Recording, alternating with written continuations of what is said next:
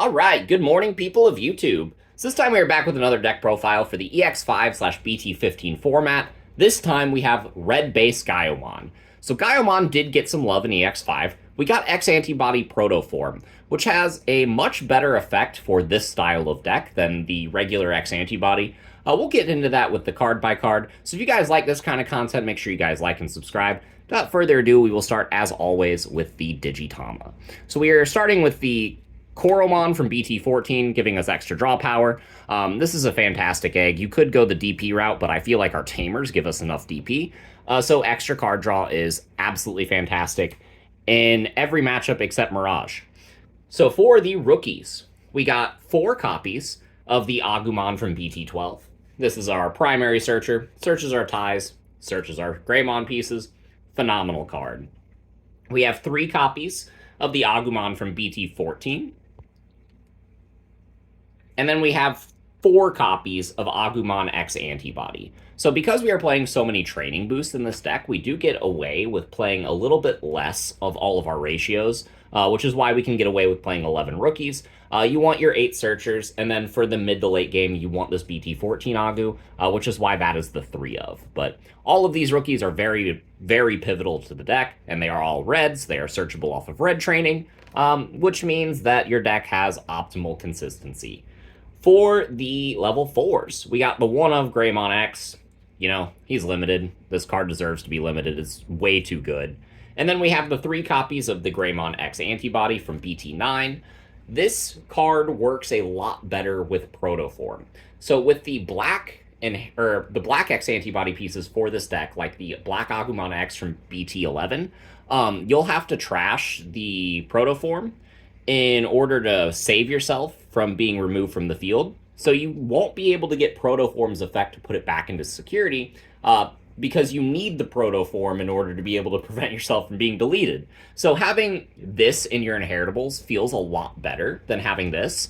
However, the reduction for Digivolution is still absolutely absurd, but you need 4 X antibodies in your level 4 line. These cards also combo pretty well with protoform, and they're very fantastic for the deck. So for the Greymons, we have 2 copies of the Bt12 Greymon. You want to see this one early, play tie.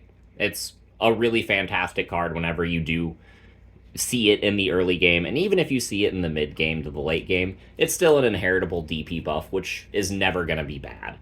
We have the 1 copy of the Greymon from EX1, because you really want to be playing your tie for free, and this card helps you do that, and that's just really fantastic.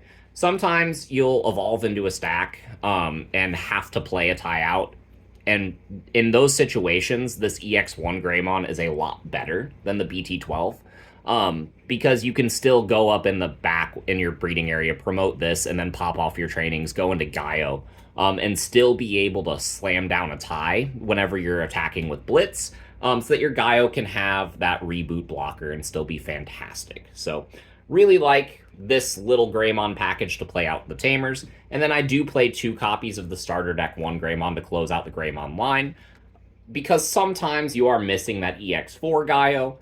Sometimes you just need an extra check if you're playing against stuff like Yellow Vaccine, and this is overall a really fantastic card, especially when your level 6s just plow through security. So again, we are playing a slightly lighter package for our levels 3s, 4s, and 5s, but that is because we are playing a crap ton of boost in this deck. So for the level 5s, the most important one is the Metal Greymon X from Bt11. This has the inheritable effect that lets you trash security, which is really, really strong in every format, but especially this one. And then it has that effect that lets you, when digivolving, blow up a 6k, and then you prevent yourself from being de-digivolved or having your DP reduced. And this is really fantastic, again, with X Antibody Protoform. The main way you're using Protoform in this deck is you go up into Metal Greymon, and then you Protoform so that you go into this for free instead of for 1 memory, or you go up into this guy using an effect like the Bt11 Greymon X, or maybe a training boost or something, and then you activate Protoform to digivolve this into the EX4 Gaio to pass your turn. which EX4 Gaio will then blow something up, maybe trash security, and then go into the Gaiomon with Blitz, and then you'll do all of your crazy effects. So this is the main level 4, or main level 5 for the deck, because it has that protection, because it has that security trash, and because it already combos so well with what this deck is intending to do. So for the regular Metal Greymons, we are playing 2 copies of the Bt8 Metal Grey. De-digivolve is fantastic in Anubis format. You look at mervamon and go, that's the thing making everything blocker? All right, de-digivolve it. And now I don't have to deal with that. And then you can just kind of have about your day. Not only that, but it'll allow your Gaiomon to actually make its attack over the Anubis, which means that they are kind of screwed on their following turn. This is a fantastic card and is something that's really, really good in this format. Just anytime you have something that needs to be at the top level, like Shadow Seraphimon, like Security Control just took 2nd place at Nationals. You see a Shadow Seraphimon, you go into this card or Gaiomon and you de-digivolve it, and it's absolutely fantastic. So the last level 5 in the deck is going to be the single copy of the Altruist mode. I wanted more protection.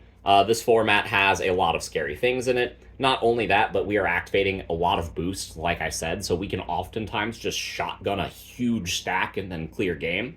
Having the ability to go Metal Greymon, de-digivolve something, pop something, then Altruist mode, pop something else, and then protoform into Metal Greymon X and pop something else is really fantastic. Not only that, but it has that inheritable effect that's really nice, gives you that good protection, and it's just one of the level 7s that you want to see at some point in the game, or the level 5s that you want to see at some point in the game, and it's not the primary Metal Greymon, but it does really help. So for the level 6s, we have 2 copies of the EX4 Gaio. This is our play starter. You don't need to see this card to close out game. However, it is really fantastic because most of the time it's trashing a security. But if your opponent has a 13 cost or higher, which is usually terrifying, this card will blow it up for you.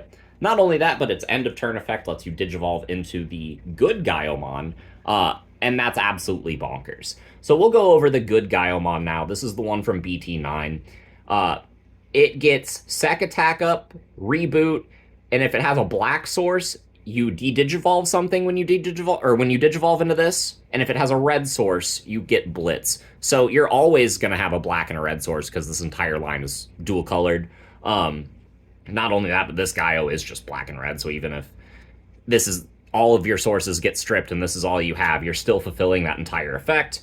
So you're trashing a security with this. If you have the Metal Greymon inheritable, when you reboot, you'll trash another security, and then this will swing for 2 checks, 3 if you have the starter deck Greymon. So this deck can often just wipe an entire stack, have protection through your inheritables, things like Yuya, and then have floating sources with the X antibody protoform. This is a very powerful tower deck that doesn't really care about most of the things that your opponent would do, because de-digivolve is such a strong mechanic that it's just built into not only this card, but your level 5 Metal Greymon from Bt8. So this is a phenomenal package, and I really like this specifically in this format.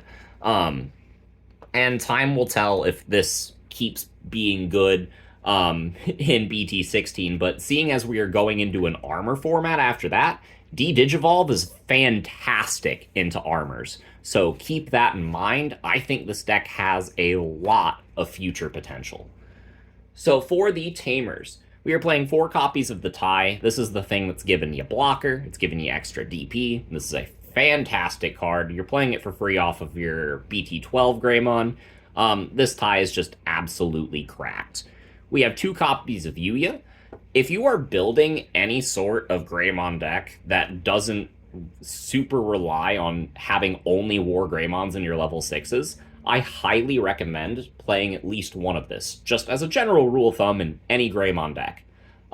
Especially in a deck like this one, because your level 6 will evolve into itself, and then you'll be able to trigger the protection from options, which is really fantastic. The ability to just give static DP buffs until the end of your opponent's turn makes Gaio, even with no other sources, 15. And then when you get the tie out, that's 16. And that's typically why you don't need the DP buff Koro, is because of these guys right here. They're fantastic cards, and the ability to protect yourself from options, especially this format, is really fantastic. Everybody's playing weird shit in their deck to have random security outs for all of the scary things that exist in the format, and this card will save you. So that is it for the Tamers. For the options, I've already gone over how important this one is, but we play 3 copies of Proto form. It's overall really fantastic. It gets you sources back if your dude would die. It lets you recover this card into your stack. Not only that, but if you have a way to protect yourself, like with the Gaiomon X, and your stack would go away, you can trigger this to recover and then get one of your sources back to your hand and then save your stack with Gaiomon, which is a really fantastic combo. I really love this card, and it does so much for a deck like this. Then we got a bunch of boosts. I got 4 copies of offense training and 2 red memory boosts. If you wanted, you could cut a offense training and a red memory boost, or you could cut both red memory boosts to bump the level 4 and the level 5 count up by 1. However, I think boosts are more important, especially in a deck that only needs 1 tower to close out the game. I think that this is the most consistent way that you could play the deck, especially since these cards can grab all of your rookies, like Agumon X, and just let you grab even more pieces whenever you're promoting up the line. They're really fantastic. And yeah, I think playing 6 boosts in a Gaiomon deck means that you should never really be complaining about consistency. I know a lot of people do complain about consistency in Gaiomon decks, and with access to cards like these, I don't really understand why. So that's it for those. We do play 2 tech spots for this given format, and that is 2 copies of Crimson Blaze. If you're a deck that can play Crimson Blaze, you just probably should, especially while Anubis and Merva are running around. Even when they go away, we still have things like Biting Crush to pull back Leviamon. This stops. There's just a lot of, like, this stops the Deva deck hardcore. Leopardmon, Leo. This card negates Fortitude as a mechanic, which is kind of funny. There's just a lot of things that this card is really solid against, and this Ex5 format especially, you need to play it. Bt15, it's looking mandatory as well, but Crimson Blaze is just always going to be one of those cards. But yeah, that is it for the 50 cards that I am playing. This is a really fun deck to play. It is Gaiomon through and through. However, access to the Gaiomon package has never felt better because this is just a really good format for these cards. So if you guys like this kind of video, make sure you guys like and subscribe, and we will see you all in the next one. Bye, everyone.